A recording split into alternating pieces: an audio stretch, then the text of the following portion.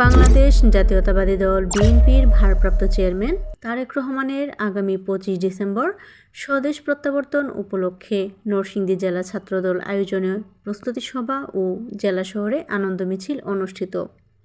সোমবার বিকালে নরসিংদী জেলা ছাত্রদলের কার্যালয়ে প্রস্তুতি সভা আয়োজন করা হয়।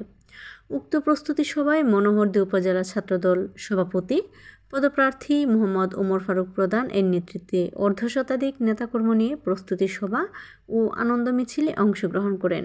প্রস্তুতি সভায় উপস্থিত ছিলেন নরসিংদী জেলা ছাত্রদলের সভাপতি সিদ্দিকুর রহমান নাহিদ, সাধারণ সম্পাদক মেহেদী হাসান রিফাত। আরও উপস্থিত ছিলেন মনোহরদী উপজেলার ছাত্রদল নেতা শাহিন ফরাজি, শান্ত চৌধুরী লিখন, শামীম, পারভেজ, মিজানুর রহমান, রিফাত, মুক্তার, রোমান সহ আরও অনেকে।